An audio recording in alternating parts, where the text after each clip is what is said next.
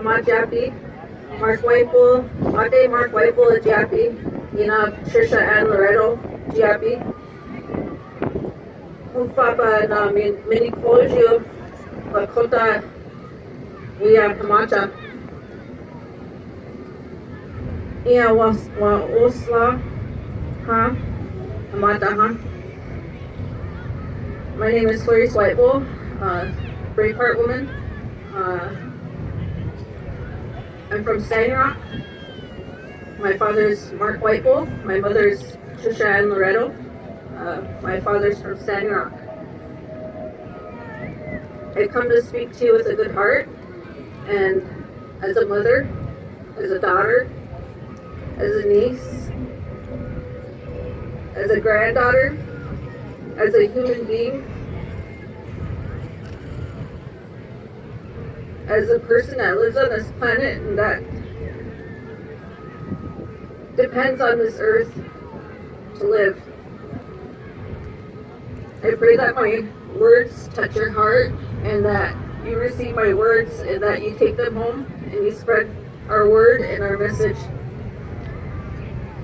It's hard for me to be here right now at this very moment.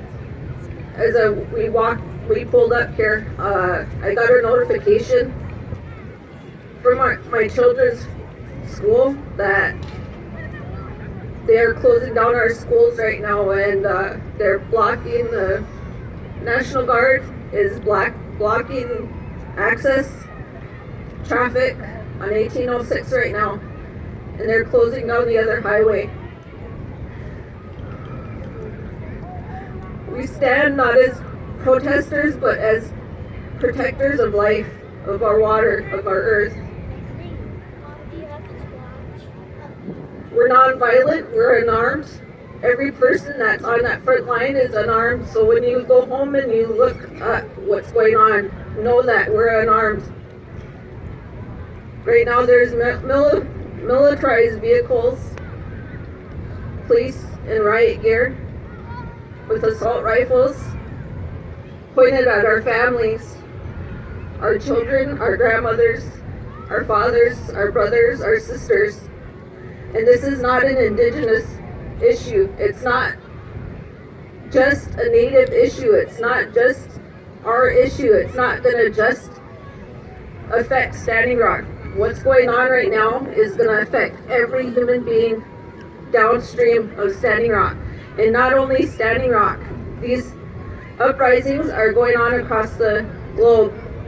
It's a global issue. We as human beings are affecting our world. Every life, every living being is being affected by our lives, by our conveniences, by our want to have an easier life. We're making the lives of everything around us harder, and we're going to face the repercussions whether or not we want to face that right now, or if we want our children to face that. We need to give our children a better life and a better future than what we're giving them, because we want to have an easy life, because we want to drive that much faster so we don't have to walk. Our children are going to be in a future that is not sustainable. And we as people have the power right now in our individual decisions that we can make changes. We can make changes, individual changes that will affect our children's future. And our main thing is to move towards sustainability and away from fossil fuels. And I pray that you understand this when you go home and you take a drink of water. When you go work out and you get thirsty and you take a drink of water. When you go in the morning to make your coffee and you pour that water. When you go to wash your children, think of us. Think of us that are standing for you, and make your stand and make your voice heard. That we can't live like this anymore. This land is indigenous land, and whether or not people think that they can write on a paper and say that it's theirs, it's not.